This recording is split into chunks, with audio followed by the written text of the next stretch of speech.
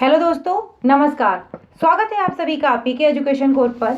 ये पूरी Indian polity की सीरीज चल रही है, उसी में पंचायती राज व्यवस्था को मैंने आपके साथ डिस्कस किया है। इससे पहले मैं 2 पार्ट आपके साथ डिस्कस कर चुकी हूँ।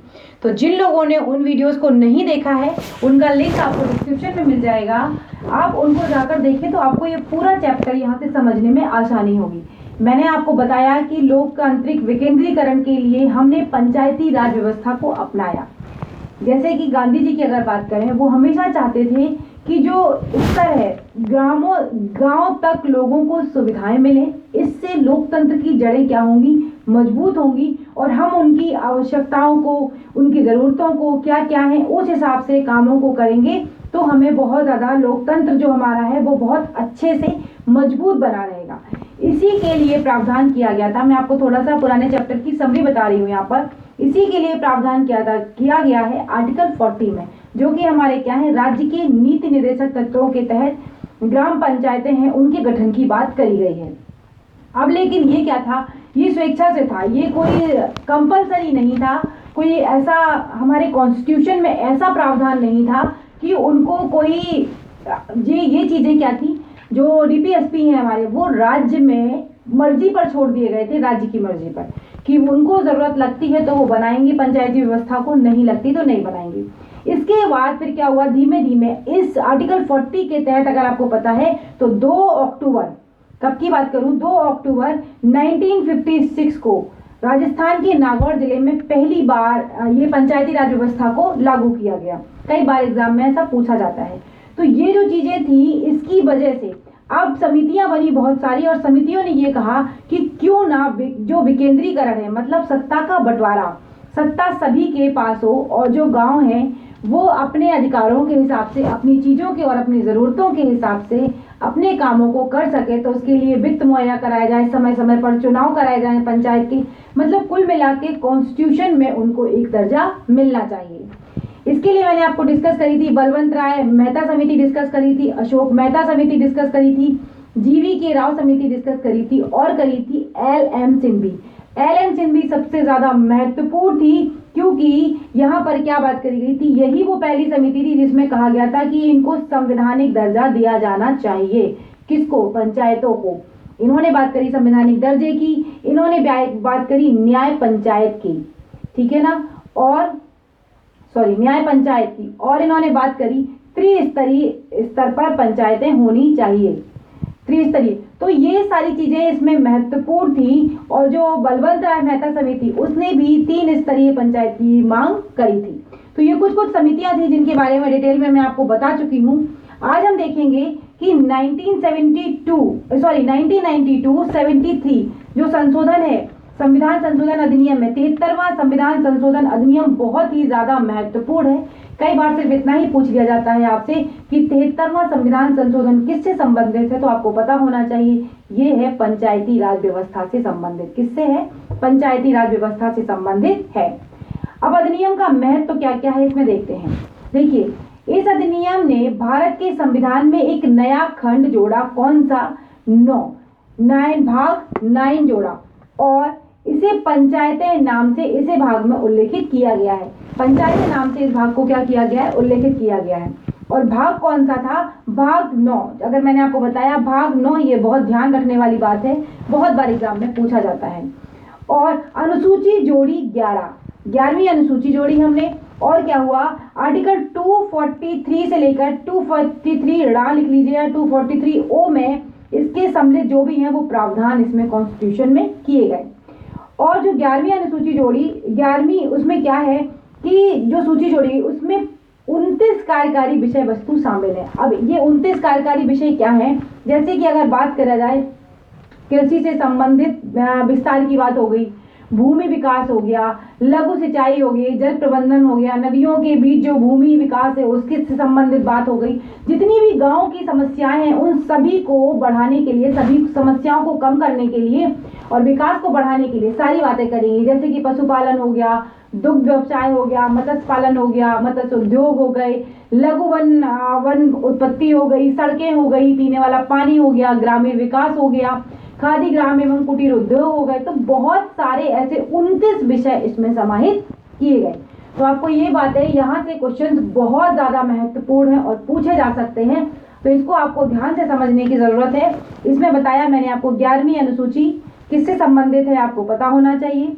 फिर इसके बाद पूछा जा सकता है आर्टिकल कौन कौन से हैं वो आपको पता होना चाहिए, खंड कौन सा है मतलब भाग कौन सा है तो वो आपको पता होना चाहिए, ये सारी के सारे, और कितने विषय हैं ये भी चीज़ें आपको पता होनी चाहिए। तो इसमें 4-5 क्वेश्चन लगभग आपको यहाँ से मिले हैं, और आप पुराने वर्षों के पेपर देखेंगे तो आपको ऐसे बहुत सारे क्वेश्चन यहाँ से मिल जाएंगे।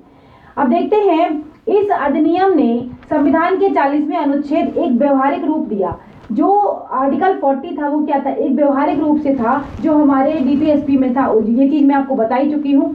तो यहाँ पर ग्राम पंचायतों को गठित करने के लिए राज्य कदम उठाएगा और उन्हें उन आवश्यक शक्तियों और अधिकारों से विभूषित करेगा जैसे कि वे स्वशासन की इकाई की तरह कार्य करने में सक्षम हो।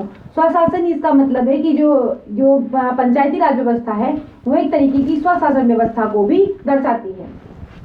लेकिन यह अनुच्छेद क्या था, राज्य के नीति निर्देशक तत्वों का हिस्सा था, और नीति निर्देशक तत्वों को हम जानते हैं ये बाध्यकारी नहीं है राज्य पर। इस अधिनियम ने पंचायती राज संस्थाएं जो थी उनको संवैधानिक दर्जा दिया। जो ये संविधान बना, जो अमेंडमेंट था 73 अमेंडमेंट, इसने क्या किया, संवैधानिक दर्जा दिया। इसे संविधान के अंतर्गत बाद योग हिस्से के अधीन लाया गया। दूसरे शब्दों में इस अधिनियम के उपबंध के अनुसार नई पंचायती राज पद्धति को अपनाने के लिए राज्य सरकारें अब क्या है, राज्य सरकारें संवैधानिक रूप से अब बाध्य है। अब वो क्या है, बाध्य है। पहले क्या था, आर्टिकल 40 के अंतर्गत वो बाध्य नहीं थी, क्योंकि हमारे डीपीएसपी जो है वो बाध्य नहीं है। तो परिणाम स्वरूप पंचायतों का गठन और नियमित अंतराल पर चुनाव राज्य सरकार की इच्छा पर अब नहीं रहा। पहले क्या था कि पंचायतों का गठन करना है करेंगे, नहीं करना है नहीं करेंगे, ऐसा नहीं है। अब क्या है, नियमित अंतराल पर इनके चुनाव भी होंगे। सारी चीजें इनके लिए एक प्रोसेस तरीके से जो कॉन्स्टिट्यूशन में बातें कही गई हैं उसके हिसाब से यहाँ पर करे जाएंगे। इस अधिनियम के उपबंधों को 2 हिस्सों में बांटा जाता है, अनिवार्य और स्वैच्छिक। अनिवार्य रूप से अगर बात करी जाए तो इसमें हिस्से में पंचायती राज व्यवस्था के गठन के लिए कानून जो राज्य में है उसमें राज्य में कानून को इसको बनाना पड़ेगा और इसको शामिल किया जाएगा। दूसरे भाग के स्वैच्छिक उपबंधों में राज्यों पर यह छोड़ दिया उनके स्वविवेक पर कि स्वैच्छिक प्रावधान राज्य को नई पंचायती राज पद्धति को अपनाते समय भौगोलिक हो गया, राजनीतिक हो गया एवं प्रशासनिक तथ्यों को ध्यान में रखकर अपनाने का अधिकार सुनिश्चित करता है। तो यहाँ से 2 चीजें हो गई। पहले क्या था, जब केवल 40 आर्टिकल में थे तो ये जब संविधान का हिस्सा नहीं थे तो इतना था कि मर्जी है राज्य सरकारों की वो करें या फिर ना करें। अब यह क्या है, ये अधिनियम देश में जमीनी स्तर पर जो है वो लोकतांत्रिक संस्थाओं के विकास के लिए एक महत्वपूर्ण कदम उठाता है। कौन, जो आर्टिकल 73 है, ये अधिनियम जो बना ये क्या करता है, ये लोकतांत्रिक संस्थाओं के विकास में एक महत्वपूर्ण कदम उठाता है और सभी को सत्ता में भागीदारी करने के लिए आगे बढ़ाता है। तो इसे भागीदारी लोकतंत्र में ये क्या करता है, इसको बदल देता है। यह देश में लोकतंत्र की जमीनी स्तर पर तैयार करने की क्रांतिकारी संकल्पना है। मतलब जमीनी स्तर पर लोकतंत्र को बहुत ज्यादा मजबूत करा जाए। लोकतंत्र का मतलब क्या है, जनता का शासन जनता के लिए, जनता के द्वारा, और जो जनता की आवश्यकता है उस हिसाब से सरकारें काम करें, उस हिसाब से जनता भागीदारी करे। अब इसकी प्रमुख विशेषताएं जरा देख लेते हैं। प्रमुख विशेषताओं में क्या है, इस अधिनियम की कुछ महत्वपूर्ण विशेषताएं हैं। जैसे कि बात करी जाए ग्राम सभा। अब ग्राम सभा कैसे काम करेगी, पहले तो देखते हैं। ग्राम सभा जो भी काम करेगी वो ऐसे काम करेगी जो राज्य के विधान मंडल के द्वारा निर्धारित किए गए हैं, ठीक है ना। और इसमें जो सदस्य शामिल होंगे वो कौन होंगे, गांव स्तर पर गठित पंचायत क्षेत्र में निर्वाचक सूची में पंजीकृत व्यक्ति होते हैं, ग्राम सभा के जो सदस्य होते हैं। अब इसमें आगे देखते हैं त्रिस्तरीय प्रणाली का क्या मतलब है। इस अधिनियम में 3 तरीके की प्रणाली की बात करी गई है, 3 तरीके की प्रणाली अपनाई गई है। अब पहली प्रणाली जो है वो ग्राम स्तर पर कौन सी है, ग्राम पंचायत है, और अगर जिला स्तर पर जिला पंचायत है, और ब्लॉक स्तर पर ब्लॉक पंचायत है। तो देखिए इसमें सभी राज्यों के लिए त्रिस्तरीय प्रणाली। तो अगर आपसे ये पूछा जाता है कि आधुनिक भारत में या फिर अभी के समय हमने किस प्रणाली को अपनाया है, तो हमने त्रिस्तरीय प्रणाली को अपनाया है पंचायती राज व्यवस्था में। ग्राम, माध्यमिक और जिला स्तर पर पंचायतें।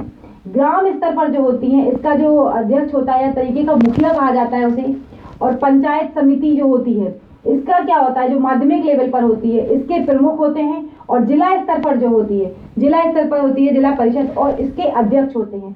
इसके जो अध्यक्ष होते हैं वो अप्रत्यक्ष रूप से चुने जाते हैं, किसके, माध्यमिक के और जिला स्तर के। ग्राम के क्या होते हैं, ये प्रत्यक्ष रूप से चुने जाते हैं। इसमें एक और पद भी होता है, सरपंच का पद होता है। सरपंच क्या करता है, एक तरीके की न्याय कचहरी वगैरह लगाता है और वहां पर लोगों को न्याय देने के लिए, ताकि जमीनी स्तर पर भी न्याय लोगों को मिल सके। और यहाँ पर अगर देखा जाए ग्राम स्तर पर एक बात और भी महत्वपूर्ण है कि जो ये न्याय कचहरी होती है इसमें फौजदारी और दीवानी दोनों तरीके के मामले सुने जाते हैं। फौजदारी में आपको पता है सजा से संबंधित मामले होते हैं और जो दीवानी मामले हैं उसमें दंड से संबंधित मामले होते हैं। लेकिन 10,000 रुपए तक की राशि के जो मामले होंगे वो यहाँ पर सुने जाएंगे, ठीक है ना। और बाकी जो मुखिया होता है वो क्या करता है, जो गांव की आवश्यकताएं सारी चीजों की है उन चीजों पर, जो 29 विषय मैंने आपको बताए उन सभी चीजों पर ये ध्यान रखते हैं और जो इसको इन्फॉर्म कराते रहते हैं। तो ये 3 निकाय हैं जो बहुत ही ज्यादा महत्वपूर्ण है। इसके अध्यक्ष और इसके अध्यक्ष क्या होते हैं, दोनों के दोनों क्या होते हैं, अप्रत्यक्ष रूप से चुने जाते हैं। अब देखते हैं इसमें आगे और क्या क्या है। आगे ये चीज आपको समझ में आई यहाँ से कि ग्राम, माध्यमिक और जिला स्तर पर पंचायतें, यह अधिनियम पूरे देश में पंचायती राज की संरचना में समरूपता लाता है। मतलब एक समान पंचायती राज व्यवस्था को अपनाया जाए। फिर भी ऐसा राज्य जिसकी जनसंख्या 20 लाख से ऊपर ना हो। ये भी क्वेश्चन पूछा जाता है कि जिनकी जनसंख्या 20 लाख से ऊपर ना है वो केवल क्या करें, माध्यमिक स्तर को छोड़ दें और माध्यमिक स्तर को गठन ना करें पंचायतें, केवल क्या करें, ग्राम और जिला स्तर की पंचायतों का ही गठन कर सकते हैं। अब इसमें और है कि सदस्यों एवं अध्यक्षों का चुनाव किस तरीके से होता है। तो मैंने जैसा कि अभी आपको बताया, गांव, माध्यमिक और जिला स्तर पर पंचायतों के सभी सदस्य लोगों द्वारा सीधे चुने जाएंगे। लेकिन इसके जो अध्यक्ष होंगे, इसके अलावा माध्यमिक एवं जिला स्तर पंचायत के अध्यक्ष का चुनाव निर्वाचित सदस्यों द्वारा उन्हीं में से अप्रत्यक्ष रूप से किया जाता है। ये क्वेश्चन बहुत ध्यान से समझने की आवश्यकता है। ऐसे क्वेश्चन कई बार यूपी पीसीएस में या यूपीएससी में घुमा के पूछ लिए जाते हैं, तो आपको पता होना चाहिए। देखिए यहाँ पर कह रहे हैं, फिर से देखिए कि गांव, माध्यमिक तथा जिला स्तर पर पंचायतों के जो सभी सदस्य होंगे, जो पंचायतें बनेंगी उनके सभी सदस्य क्या होंगे, लोगों द्वारा सीधे चुने जाएंगे। लेकिन अगर अध्यक्ष की बात आती है तो अध्यक्ष क्या होगा, अध्यक्ष उन्हीं में से चुने गए सदस्यों द्वारा अप्रत्यक्ष रूप से चुना जाएगा, ठीक है। जबकि गांव स्तर पर पंचायत के अध्यक्ष का चुनाव राज्य विधानमंडल द्वारा निर्धारित तरीके से किया जाएगा। कौन निर्धारित करेगा, जो राज्य का विधानमंडल है उसके तरीके से इसे निर्वाचित किया जाएगा या निर्धारित किया जाएगा। जो सीटों के, अब इसमें कुछ आरक्षण की भी बात करी गई, भाई महिलाओं को भी आरक्षण मिलना चाहिए, जो कमजोर वर्ग है, जो समृद्ध नहीं है, उन लोगों को भी आरक्षण मिलना चाहिए। तो इसमें देखेंगे सीटों की आरक्षण की बात करी गई। अब अधिनियम ये कहता है कि प्रत्येक पंचायत में सभी स्तरों पर, मतलब जितने भी स्तर हैं, पहला, दूसरा और तीसरा, तीनों स्तर पर ये क्या करता है, आरक्षण की बात करता है। किन किन के लिए, जो अनुसूचित जाति हैं और जनजाति, इनके लिए कहता है कि जैसी वहां की जनसंख्या होगी उसके आधार पर अनुपात में सीटें उनको उपलब्ध कराई जाएंगी। राज्य विधानमंडल गांव या अन्य स्तर पर क्या करेगा, पंचायतों में अनुसूचित जाति एवं जनजाति के लिए अध्यक्ष पद का जो होगा उसके लिए भी आरक्षण प्रदान करेगा। तो आपको समझ में आया कि सीटों का आरक्षण हर तरीके से, हर लेवल पर, अध्यक्ष के लेवल पर भी और साधारण लेवल पर भी, दोनों तरीके से जो आरक्षण होगा वो उसको दिया जाएगा। और इसकी बात पंचायती राज व्यवस्था में करी गई है। इस अधिनियम में यह भी व्यवस्था करी गई कि आरक्षण के मतलब महिलाओं को भी कुल सीटों का कम से कम 1/3 हिस्सा तो मिलना ही चाहिए। और 1/3 हिस्सा की बात करी गई। इसमें सबसे पहले बिहार ने क्या करा, बिहार ने लगभग 50% सीटें आरक्षित करी महिलाओं के लिए, फिर धीमे धीमे हिमाचल ने भी करी और इसके बाद फिर एमपी में भी करी गई। तो ये अधिनियम व्यवस्था करता है कि महिलाओं के लिए भी जो सीटें हैं कम से कम 1/3 से कम ना हो, इतनी सीटें तो हो ही हों। और इसके अलावा पंचायतों में अध्यक्ष या अन्य पदों के लिए हर स्तर पर महिलाओं के लिए 1/3 से कम नहीं होगा। मतलब जैसा अनुसूचित जाति और जनजाति के लिए बताया गया वैसा ही यहाँ पर भी बताया जा रहा कि हर लेवल पर 1/3 से कम नहीं होगी। यह अधिनियम विधानमंडल को इसके लिए अधिकृत करता है। वह पंचायत अध्यक्ष जो है उसके कार्यालय में पिछड़े वर्गों के लिए किसी भी स्तर पर आरक्षण की व्यवस्था कर सकता है। ये सारी चीजें किसके ऊपर आधारित हैं, विधानमंडल के ऊपर आधारित है, राज्य के। अब पंचायतों के कार्यकाल की अगर बात करें, जैसा कि हम जानते हैं कि ज्यादातर हमारे यहाँ जितने भी कार्यकाल है वो सब 5 या 6 वर्ष के ही है मैक्सिमम। तो 5 वर्ष के कार्यकाल के लिए क्या होगा, इसको पंचायती राज व्यवस्था का गठन करा जाएगा। पंचायतों का समय पूरा होने से पहले अगर ये विघटित हो जाती है या विघटित किया जा सकता है तो इसके बाद इसके लिए नए चुनाव होंगे। इसकी 5 वर्ष की अवधि खत्म होने से पूर्व या विघटित होने की दशा में क्या होगा, इसके विघटित होने की तिथि 6 माह खत्म होने की अवधि के अंदर दोबारा चुनाव करा लिए जाएंगे। लेकिन अगर 6 महीने से कम की अवधि बचती है तो फिर चुनाव कराने की दोबारा आवश्यकता नहीं होती है। तो यही है, परंतु शेष अवधि 6 माह से कम है, अगर 6 महीने से कम है तो इस अवधि के लिए पंचायत का चुनाव आवश्यक नहीं है। तो इस पैराग्राफ में हमने क्या देखा, सबसे महत्वपूर्ण चीज कि 5 वर्ष के लिए इनका कार्यकाल होता है। अगर 6 महीने से ज्यादा का टाइम बचा है तो दूसरी जो पंचायती व्यवस्था उसका चुनाव कराया जाएगा। लेकिन अगर 6 वर्ष से कम का टाइम है तो क्या होगा, फिर दोबारा चुनाव नहीं कराए जाएंगे, अगले चुनाव के हिसाब से ही उनको रखा जाएगा। तो पंचायतों का कार्यकाल भी आपको समझ में यहाँ पर आ गया। और जो नई पंचायत अगर गठित होती भी है तो केवल बचे हुए समय के लिए ही वो होती है, ऐसा नहीं कि पूरा कार्यकाल उसका फिर से 5 वर्ष का चलेगा। अब इसमें योग्यताएं देख लेते हैं क्या क्या हैं। जो सदस्य नहीं बन पाएंगे, उनके पास अगर ये योग्यताएं नहीं होंगी तो क्या है, राज्य विधानमंडल के लिए निर्वाचित होने के उद्देश्य से संबंधित राज्य में उस समय प्रभावी कानून के अंतर्गत जो भी कानून चल रहा होगा उसके हिसाब से जो भी चीजें कही गई होंगी, राज्य विधानमंडल द्वारा बनाए गए किसी भी कानून के अंतर्गत, लेकिन किसी भी व्यक्ति को इस बात पर अयोग्य नहीं ठहराया जाएगा कि वो 25 वर्ष से कम आयु का है, बल्कि क्या होगा, अगर उसने 21 वर्ष की आयु अपनी पूरी कर चुका है तो वो अयोग्यता उसकी निर्धारित नहीं होगी, तो वो अयोग्य नहीं होगा। जैसे कि मैंने आपको बताया था अभी कि पंचायतों के लिए जो आयु की आवश्यकता है वो कितनी, 21 वर्ष की आयु होनी चाहिए। अब बात आती है कि भाई पंचायतों का चुनाव कराएगा कौन। जब संविधान में इनको दर्जा मिल गया तो अब चुनाव कौन कराए, तो चुनाव के लिए जब बात आई तो निर्वाचन आयोग, राज्य निर्वाचन आयोग के बारे में मैं आपको यहाँ पर बताती हूँ।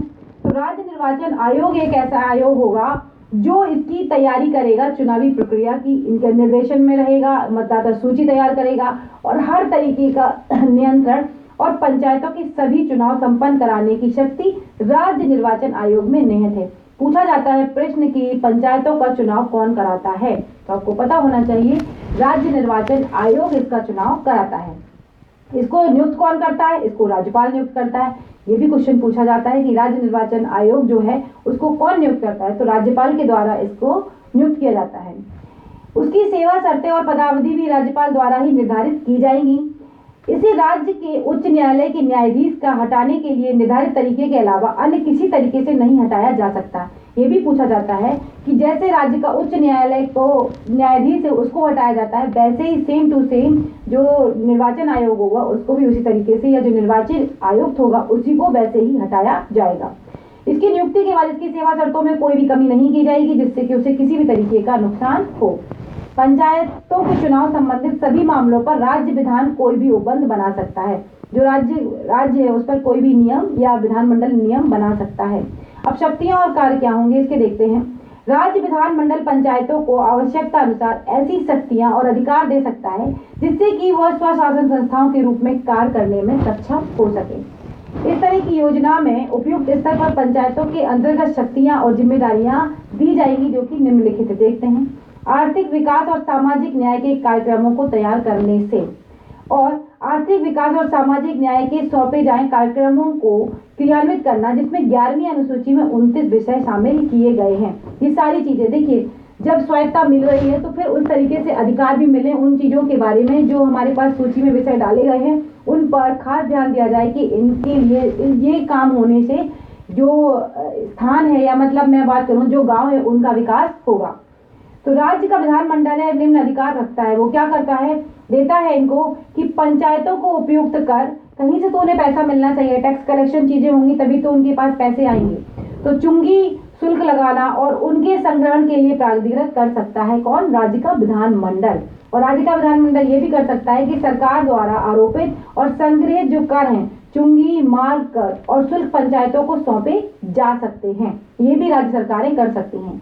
राज्य की समेकित निधि से पंचायतों को अनुदान सहायता के लिए भी उपबंध करती हैं कि किस ग्राम में आवश्यकता है पैसे की, उस हिसाब से इनको आवंटित कर सकती हैं। निधियों के गठन का उपबंध करेगा जिसमें कहा जाएगा कि पंचायतों को दिया गया सारा धन इसमें जमा होगा।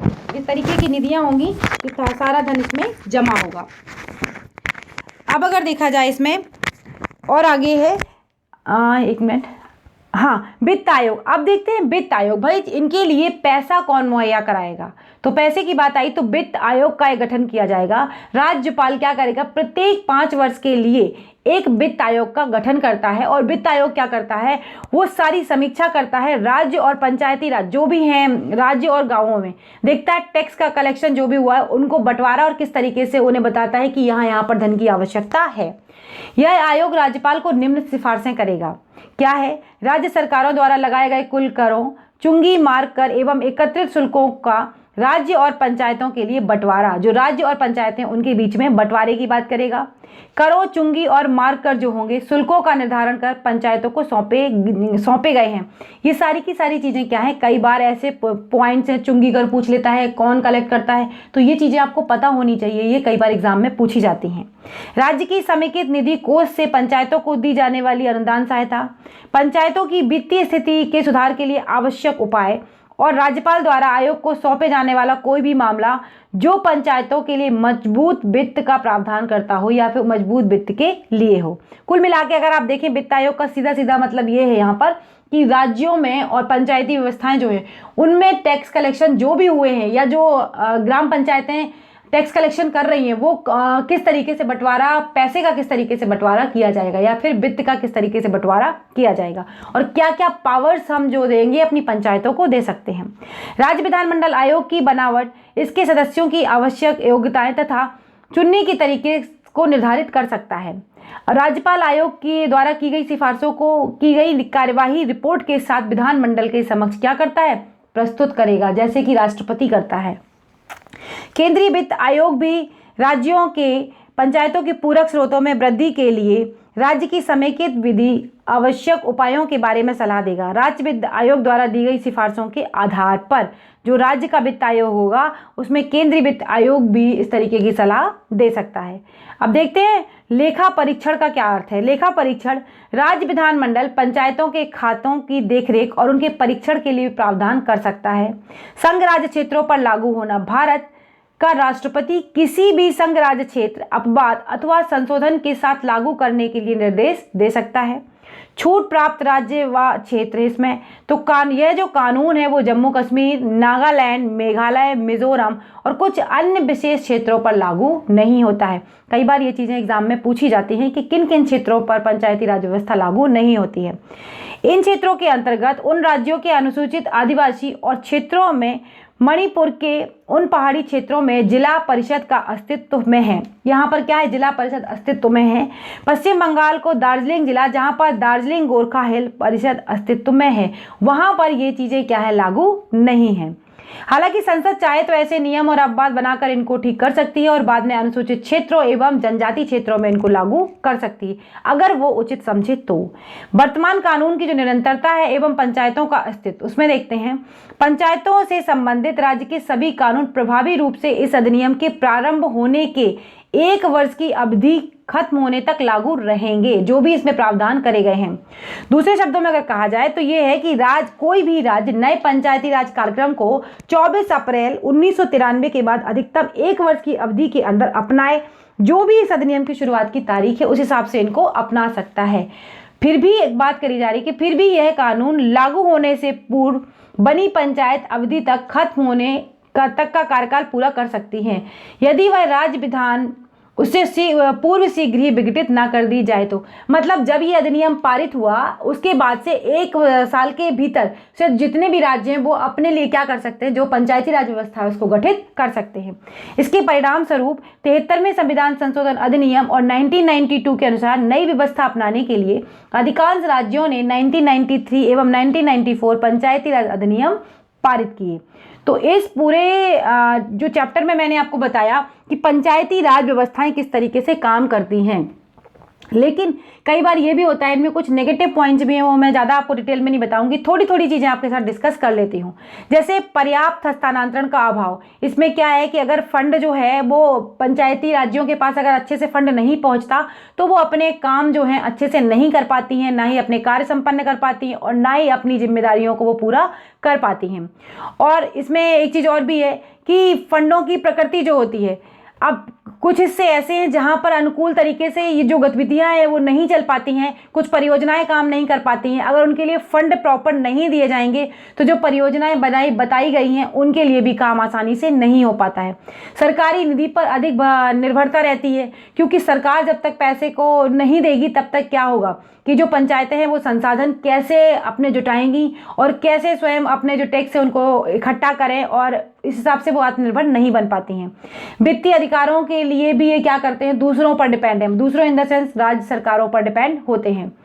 और अगर इसमें देखा जाए कि ग्राम सभा की स्थिति इस तरीके से बताया गया कि इसमें सशक्तिकरण हो, पारदर्शिता हो, जवाबदेही हो, लेकिन बात ये आती है, यहाँ के लोग कहते हैं कि कई बार ग्राम सभाओं को इसलिए भी वो स्पष्ट नहीं कर पाते, वो कहते हैं वहाँ रहना और वहाँ के लोगों से टैक्स कलेक्शन करना, इस तरीके के भी वो प्रावधान बताते हैं कि ये चीज़ें नहीं हो पाती हैं। तो कुछ इनके नेगेटिव पॉइंट्स भी हैं, लेकिन फिर भी लोकतंत्र को जो विकेंद्रीकरण है वो इनसे बढ़ता हुआ और सत्ता में लोगों की भागीदारी दिखाई देती है। ये पूरा वीडियो था जो मैंने आपके साथ डिस्कस किया। अगर आपको अच्छा लगा है तो प्लीज़ लाइक करना और शेयर करना बिल्कुल ना भूलें। चैनल पर अगर नए हैं तो प्लीज़ सब्सक्राइब ज़रूर कर लीजिएगा। अगले वीडियो में फिर मिलेंगे, तब तक के लिए बाय बाय दोस्तों, नमस्कार।